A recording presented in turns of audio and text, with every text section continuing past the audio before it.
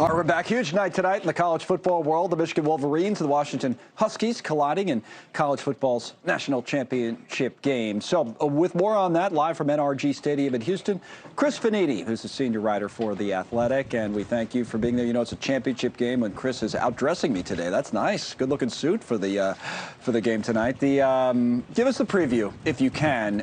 Just broad-based here. You got number one versus number two. Someone tuning in, what should they expect? What are the big storylines? Big storyline here is Washington has probably the best passing offense in the country. Michael Penix Jr. was the runner-up for the Heisman Trophy. And Michigan has had probably the best defense in the country. So is Washington going to be able to throw the ball down the field, get those big plays like they were against Texas in the Sugar Bowl semifinal game? I think that's the matchup everybody wants to see. Can Washington's electric, high-octane passing offense move the ball on Michigan? And on the flip side, will Michigan run the ball right at Washington, and is Washington going to be able to stop it? One of the preview articles that you put together, which was kind of interesting, speaking of Penix, is that there are connections on both sides to the University of Indiana football, which you wouldn't think of, but there are in this game, right? Yeah, there's 7 players and coaches who were at Indiana from 2019 or 2020, and that includes the Washington head coach, Kalen DeBoer. He was the offensive coordinator at Indiana in 2019. His quarterback, Michael Penix Jr. So eventually, when Kalen DeBoer got around to Washington and he needed another quarterback, there was Michael Penix on his way out of Indiana, needing a new home. The two of them got back together, and since they've been at Washington, they're 25-2. Over the last couple of years. So, yeah, a lot of ties back to Indiana, which had a pretty good season in 2019 and 2020, and now a lot of those guys are here in this game. That's the new world of college football, too, with everybody moving around as much as they do these days. You get connections to old programs. Speaking of people moving around, let me ask you about the head coach of Michigan and whether, you know, after this game, people are talking about Coach Harbaugh after all that he's been through and all the controversy as an NFL coach once again. How do you think this whole thing plays out after tonight?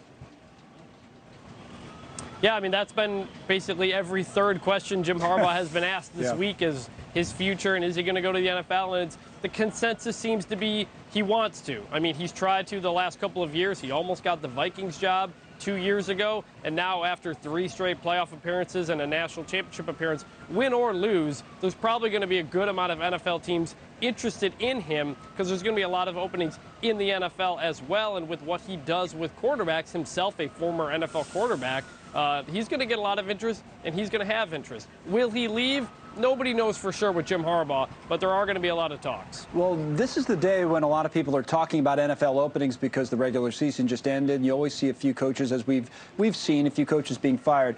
While we have a minute or two, I know we're talking college football, let me ask you about at least one of those interesting storylines. I thought Ron Rivera being let go in Washington was an interesting storyline, and that the new owners there have brought in some kind of interesting people, like the guy who used to be the GM of the basketball team, the Golden State Warriors, to help out in the search. But that's an interesting ownership group that's taken over in Washington, including Magic Johnson. What'd you make of that move?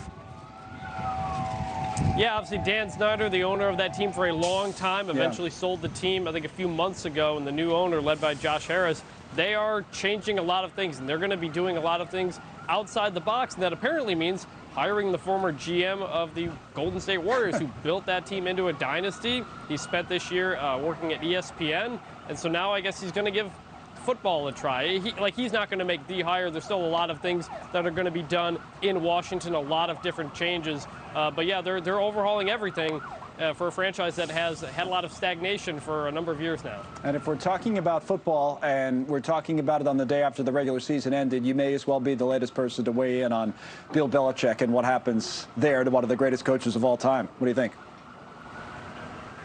Yeah, we'll see what the Patriots decide to do. I know Bill Belichick said recently that he is under contract, and that's not something he normally says. So it sounds like Belichick and Robert Kraft are going to meet here somewhat soon and probably make a decision. Kraft will make a decision on his future, but it's obviously the highs that he experienced with the Patriots with Tom Brady. He's ending it, or at least at this year. It's his worst record in New England since his first season. It's usually how it ends, no matter who you are in sports, or I guess in a lot of ways of life or walks of life. Let me ask you, before we let you go, to go back to the game that you're covering. tonight in Houston. We didn't get your pick yet, I don't think. So who are you going with, Michigan or Washington?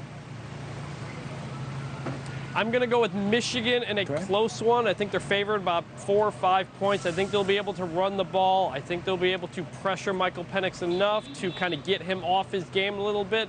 I got Michigan in a close one. Which would be, the surprise there would be that Washington loses a close one, because it seems like every single game they play is really close, and they figure out a way at the end to win it, but you say it'll be Michigan this time. All right, have fun at the game tonight. Hope everything goes well, especially with the weather. Everybody gets in and out of there okay. There's no tornadoes or anything like that. So good to see you, Chris, and thanks for all the help on the show. Chris Vannini from The Athletic. We'll be right back in just a moment.